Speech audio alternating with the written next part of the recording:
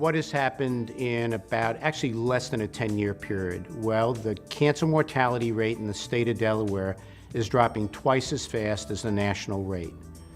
And Delaware, based upon the American Cancer Society statistics, in the last 3 years has dropped out of the top 10 for cancer mortality in the United States. This is one top 10 list that you do not want to be on.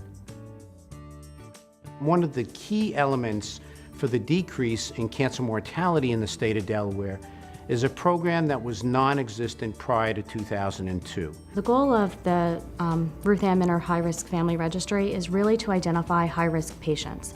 So anybody who's been diagnosed with a cancer under the age of 50 and has family members who have cancers, then those are individuals we'd like to identify so that we can take a very detailed family history. The importance of trying to figure out what's in your family is that if we can identify a gene that's making you more susceptible to disease, then we have the opportunity to screen for that disease and hopefully prevent it from occurring altogether.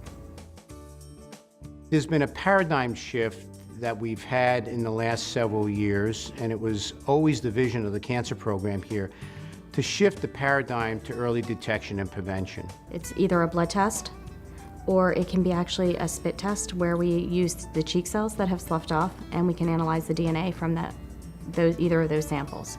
If they're found not to carry the gene that runs in the family, then they go back to general population screening, which is wonderful, so we're utilizing healthcare efficiently. If they're high risk, then we know we need to screen them more effectively, meaning different screenings. They may be eligible for MRI imaging or other studies, and that's based on that family history. But then again, it gives us the opportunity to either prevent a cancer from happening or at least find it at a very early stage, which is exciting. We didn't have these capabilities 15 years ago. The ability to solve the puzzle of the family history of individuals in families, and then once we solve that puzzle, try to figure out whether there's a pattern in the family for cancer. And if there is a pattern that follows certain syndromes that we know about, where we know that there are certain genes that cause those cancers, now we can go ahead and prevent those cancers from occurring, like in colon cancer and rectal cancer, breast cancer, ovarian cancer, or certainly detect them in an early stage so that the survival is just about normal survival.